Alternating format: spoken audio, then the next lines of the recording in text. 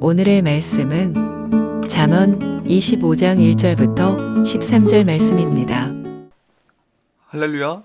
오늘 하루도 여러분 삶 가운데 하나님의 은혜와 평강이 함께하길 축복합니다.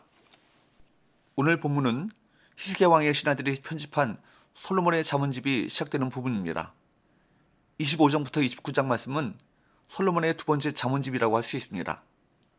북이스라엘이 멸망한 후 히스기야 왕이 신앙으로 나라를 통합하고 예배를 갱신하는 가운데 정리한 이 말씀에서 우리는 신앙생활과 예배생활에 꼭 필요한 보물과 같은 지혜를 발견할 수 있습니다. 2절 이를 숨기는 것은 하나님의 영화요 이를 살피는 것은 왕의 영화니라. 솔로몬은 이를 숨기는 것이 하나님의 영화이며 그것을 찾아내는 것이 왕의 영화라고 말합니다. 찾아낸다는 것은 하나님의 창조 질서를 발견하는 것을 말합니다. 왕 자신이 찾아낸 창조 질서인 지혜를 바탕으로 하나님의 정의를 실현해내야 합니다. 우리 그리스도인들도 왕 같은 제사장으로서 하나님의 창조 질서인 지혜를 분별하여 깨달아야 할 것입니다. 하나님의 지혜를 분별하고 그 질서에 순응하며 살아갈 때 하나님께서 기뻐하시는 삶을 살아갈 수 있습니다. 솔로몬은 왕 앞에서 악한 자를 제거하라고 말합니다. 그 이유를 재련하는 것에 비유합니다. 4절 5절 은에서 찌꺼기를 제하라. 그리하면 장색에 쓸만한 그릇이 나올 것이요 왕 앞에서 악한 자를 제하라. 그리하면 그의 왕위가 의로 말미암아 견고히 서리라. 재련을 통해 찌꺼기를 제거하면 쓸만한 그릇을 얻을 수 있습니다. 악한 자들은 사람들에게 나쁜 영향을 끼칩니다. 주변을 부패하게 만들죠. 그러므로 그리스도인들은 하나님의 말씀으로 스스로를 재련해야 합니다. 주님께 범죄하지 않기 위해서 주의 말씀을 마음에 두어야 합니다. 우리에게 악한 영향을 끼치는 죄악이 삶에서 제거된다면 우리는 거룩한 그릇으로 귀하게 쓰임받을 것입니다. 6절 7절 왕 앞에서 스스로 높은 채 하지 말며 대인들의 자리에 서지 말라. 이런 사람이 내게 이리로 올라오라고 말하는 것이 내 눈에 보이는 귀인 앞에서 저리로 내려가라고 말하는 것보다 나음이니라. 이와 비슷한 말씀이 누가복음 14장 8절에서 11절 말씀이 있습니다. 예수님께서는 이렇게 말씀하십니다. 누가복음 14장 8절에서 11절 내가 누구에게나 혼인잔치에 청함을 받았을 때 높은 자리에 앉지 말라. 그렇지 않으면 너보다 더 높은 사람이 청함을 받은 경우에 너와 그를 청한 자가 와서 너더러 이 사람에게 자리를 내주라 하리니 그때에 내가 부끄러워 끝자리로 가게 되리라. 청함을 받았을 때 차라리 가서 끝자리에 앉으라. 그러면 너를 청한 자가 와서 너더러 벗으어 올라앉으라 하리니 그때에야 함께 앉은 모든 사람 앞에서 영광이 있으리라. 무릇 자기를 높인 자는 낮아지고 자기를 낮추는 자는 높아지리라.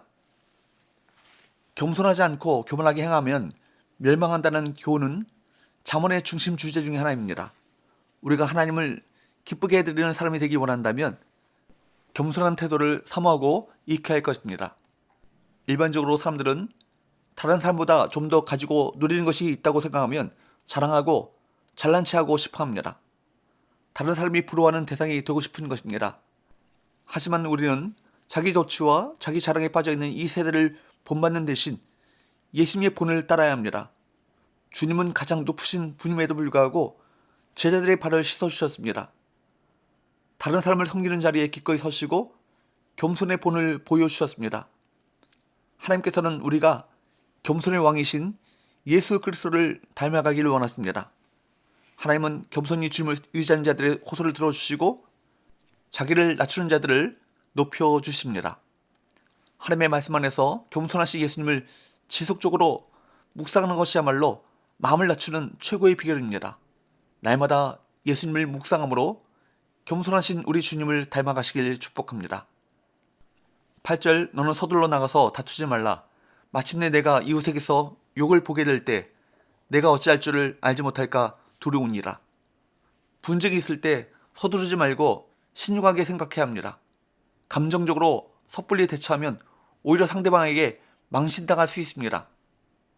다툴 일이 있을 때 충분한 증거나 상황 판단이 먼저인 것입니다. 9절 10절 너는 이웃과 다투거든 변론만 하고 남의 은밀한 일은 누설하지 말라. 듣는 자가 너를 꾸짖을 터이요 또 내게 대한 악평이 내게서 떠나지 아니할까 두려우니라. 만약 소송 시에는 변론만 해야지 상대방의 비밀까지 누설해서는 안 될 것입니다. 비난을 듣게 되고 공동체의 하나됨을 위협하는 사람으로 여겨질 수 있습니다. 세상을 살아갈 때 이웃과의 분쟁은 불가피합니다. 그때마다 지혜롭게 분별하고 행동해야 할 것입니다. 11절 12절 경우에 합당한 말은 아로새긴 은쟁만의 금사관이라. 세계론자의 책망은 청정하는 귀에 금고리와 정금 장식이니라. 잠언은 경우에 합당한 가치 있는 말을 아로새긴 은쟁만의 금사과 또 금고리와 정금 장식에 비유하고 있습니다. 이 비유는 합당한 말의 가치가 얼마나 소중한가를 깨닫게 해줍니다. 우리가 하는 말의 가치는 상황에 따라 결정됩니다. 아무리 좋은 말이 할지라도 상황에 맞지 않는다면 그 가치는 떨어집니다. 반면에 책망의 말이라 할지라도 그 안에 지혜가 담겨 있으면 가치가 높아집니다. 잘 분별해서 상황에 맞게 말하는 것이 우리의 말의 가치를 높이는 방법입니다. 가치 있는 말은 영혼에 유익합니다. 13절은 충성된 사자에 대해서 말씀하고 있습니다. 우리 그리스도인들은 우리 주님의 마음을 시원하게 해드리는 사람이 되어야 할 것입니다. 고대 사회에서는 왕이나 주인의 말을 절하는 사실의 역할이 매우 중요했습니다. 13절 충성된 사자는 그를 보낸 이에게 마치 추수하는 날의 얼음 냉수와 같아서 능히 그 주인의 마음을 시원하게 하느니라. 충성은 성령의 9가지 열매 중에 하나입니다. 즉 예수님의 성품 중에 하나라는 것입니다. 요한계시록은 예수님에 대해서 아멘이시며 충성되고 참된 증인이라고 말씀하고 있습니다. 예수님은 하나님이 맡기신 구원의 사명을 죽기까지 충성을 다하셨습니다. 그러므로 예수님을 따르는 우리 역시 충성의 열매를 맺는 것이 마땅합니다. 가정과 일터 그리고 교회에서 하나님께서 맡기신 역할에 충성을 다함으로 추수날의 얼음 냉수와 같이 하나님을 기쁘시게 드리는 저와 여러분 되시기를 축복합니다. 하나님은 우리의 육체적인 강인함이나 재능의 뛰어남을 보시지 않습니다. 빌라델비아 교회는 작고 미약한 힘으로 하나님께 순종하는 일에 최선을 다했고 주님을 배반하지 않았습니다. 하나님은 그 행위를 칭찬하셨습니다. 그러므로 우리는 보잘것없어 보이는 재능으로 최선을 다해야 합니다.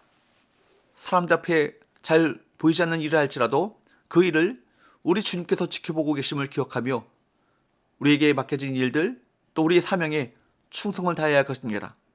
기도합시다. 하나님 아버지, 충성된 사람의 자질인 겸손, 어느 생활의 지혜를 갖추게 하시고 우리에게 맡겨진 일에 충성을 다함으로 주님의 마음을 기쁘시게 하는 얼음 냉수와 같은 충성된 종들이 되게 하여 주옵소서. 예수의 거룩하신 이름으로 기도합나이다. 아멘.